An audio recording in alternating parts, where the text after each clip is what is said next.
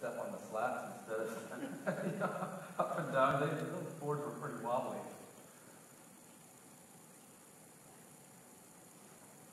There we go.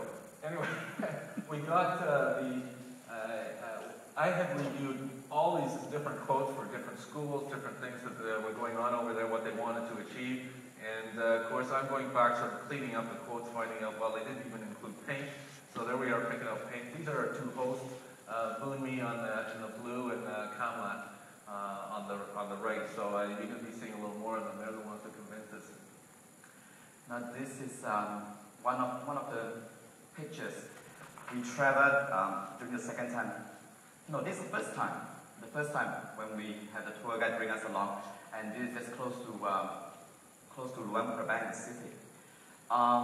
This village is pretty well off because you can see tin roof. Yeah, and these people they have a single water supply system for the whole entire villages. You might not be able to see it from where you're sitting right now. They have only one tap for the whole villages. And the ladies, you realize the ladies and our guy is having long sleeve on, and they try not to get too dark because when your skin is getting dark, that means you work very hard in the farmland and you got a very rough life, very hard life. If you are the fairer you are, the wealthier you look. So that's what they believe in. So anyway, one tap, and all the family will have their routine timing to collect water supply for their day. And so that's one of the villages that's close to the road. Yeah. How do you like our limousine service? So we started to head up north to some of the rural area. Yeah. So now we traveled on this for a little over 4 hours, and then transported. These were some of the people, and God, it must have stopped about 50 times. I thought we'd never get there. And at one point, they tried to get in this rusted old vehicle.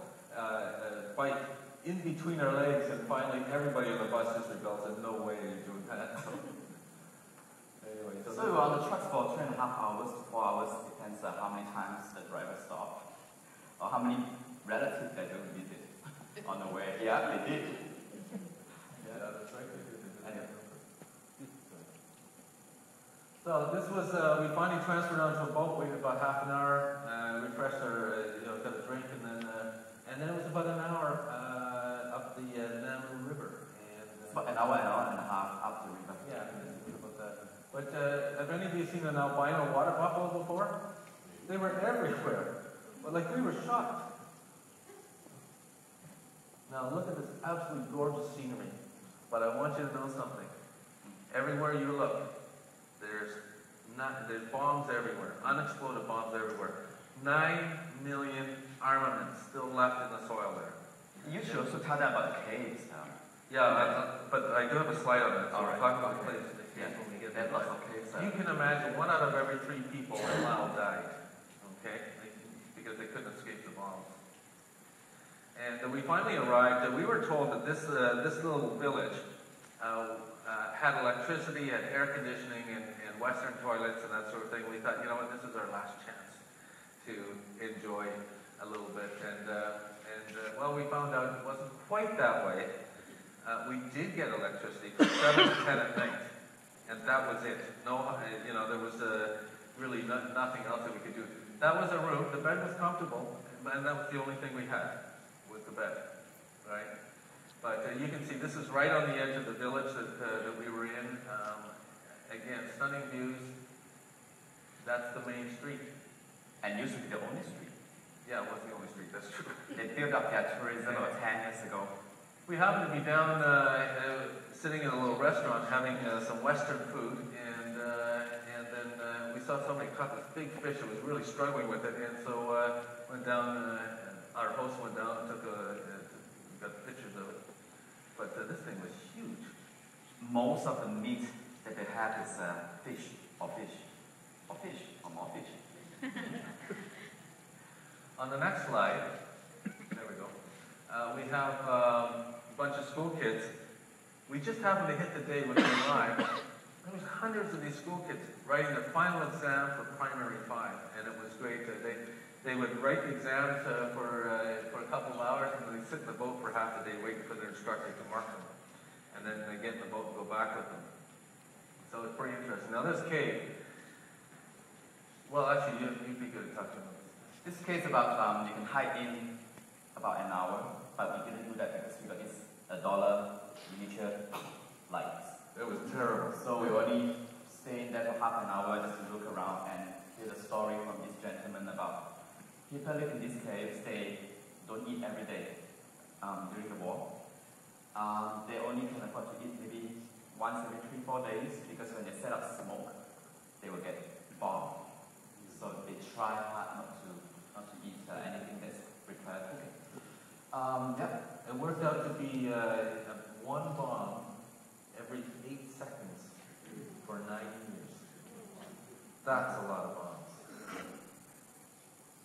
They found two close to the hotel or next to the hotel. But this was right in our yard. I never even noticed it there, but it was a lawn ornament. Typical sign on the main street: a volunteer wanted to teach our children English in exchange for food. Flexible arrangements. Although the food wasn't exactly. I'm going to tell you a little bit more about the food. But anyway, if you can see at your left-hand side, you can see a few dogs of those farmers working on the hill.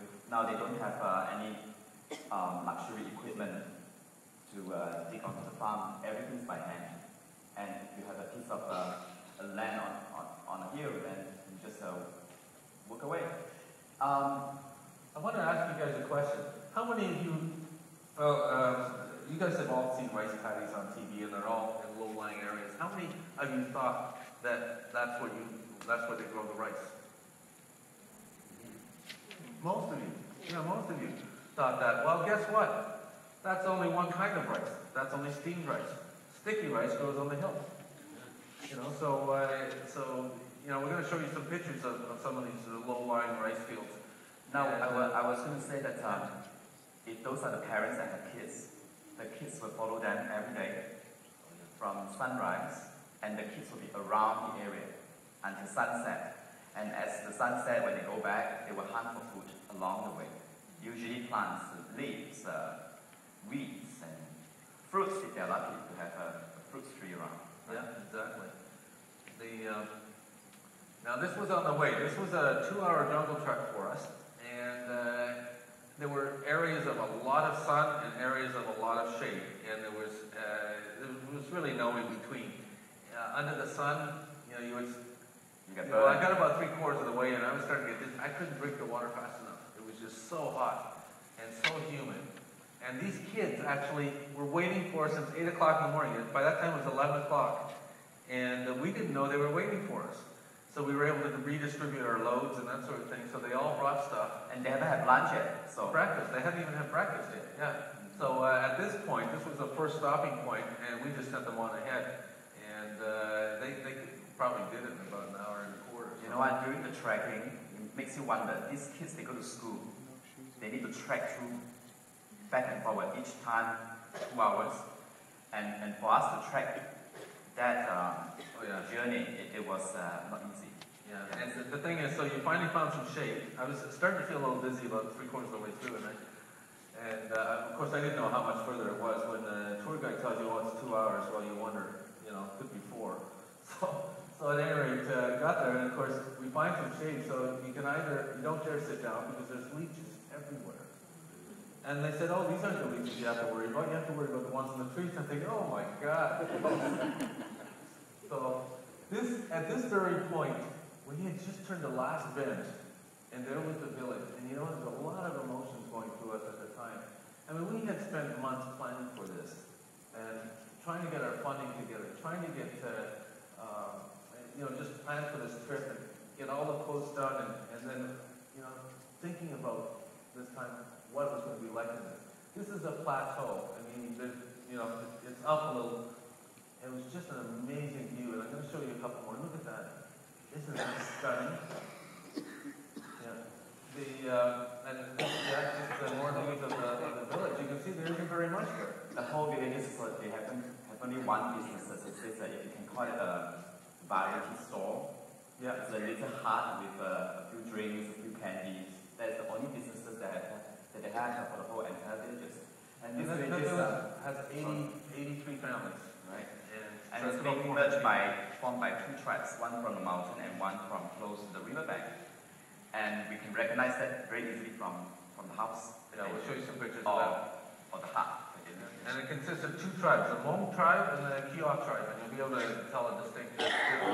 This particular one, you can see them carrying the water, the buckets of water, to their home from the nearest tap. On the next slide, here we are. Thanks. Believe it or not, we're just coming to our home, and.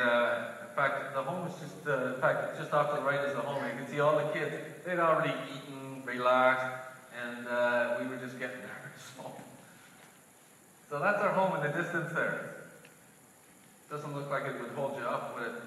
And those posts, they're just sitting on rocks. So big windstorm, that would be it. You know, so, but look at the view they have. I wouldn't mind that view from my window.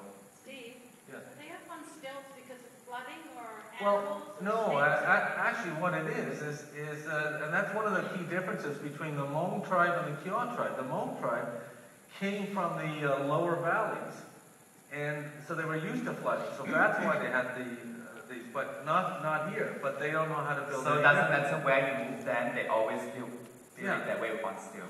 But the Kiowa tribe was different. They came up from the upper mountains, and so they're not on stilts. They've built a series of trenches all the way around. So they're on the ground. They're not needed either. So it's just different. You know, two completely different tribes. So there's our new mom and dad. And we took some frisbees over. So he's the dad holding the frisbees. So that is the water that we have. Yeah. I drink it once, and I think I better stick with this. If you get a little bit sick, it's no fun to hike out. 2 hours trek out and boat ride and truck rides to get to the clinic or hospital. Yeah, there's no health care there whatsoever. Nothing. We had the pills with us. I took Tylenol and Advil. And there was a lot. When you got those vitamins out, everybody think that you're a doctor. Yeah, I know. That was they are up to you. Anyway, needless to say, I came back with no Tylenol and no Advil. But they had a lot of joint problems. I didn't understand, you know, working their fields on the hills and stuff. And the mom, she was really suffering. And so I gave her some Advil for swelling. I mean, I used it for my gums. I don't know if it was going to work for the joints or not, but we knew it wouldn't hurt them. So gave her a couple. She felt like $1 million. She went 5 hours, came back at 1 o'clock to get fresh bamboo shoots for us for lunch. You know, so that's pretty amazing. Oh, sorry. Let me go back one. Okay. So how do you like the new kitchen? Pretty neat, eh? And this is up on stilts. But they don't seem to have house fires. So they have the log, the divider, and there's sand inside. And they find some stones as a stand to support the pot or the wall. I don't understand why those baskets don't get burned over time. I think it's getting there. And they steam the rice, and then they put all of this bamboo leaf straw. Yeah, straw. Yeah. That was our sleeping quarters. And here's the funny thing about it: for insulation, Boomy, the host, would bring back newspapers and magazines. And I don't know if you see in the background, there's Woods versus Harrington, right? And Bill Gates was on another one on the wall to the left there. That was pretty good. But they have pets like we do. They got a little kitten there in the bottom left corner there. So he's just having a nap. And of course, as soon as we arrived, you know, they said, "Oh, just relax for a while." They wanted to make us a big lunch and that sort of thing. We couldn't relax. Within 10 seconds, all the kids started streaming in, and then the adults would come in, and then there's like 50 people in there. So. You know, when parents bring kids to go some shopping, and the parents would say, "Don't touch with your hand, touch with your eyes." That is what they're doing. They're just sitting right in front of us and just staring, right? Yeah. So this was our lunch, and they actually slaughtered a chicken for us. They don't eat chicken. They don't eat any meat, and the reason is they can't afford it. They need to sell those chickens. They don't special meal just for us. Yeah. So there's chicken on the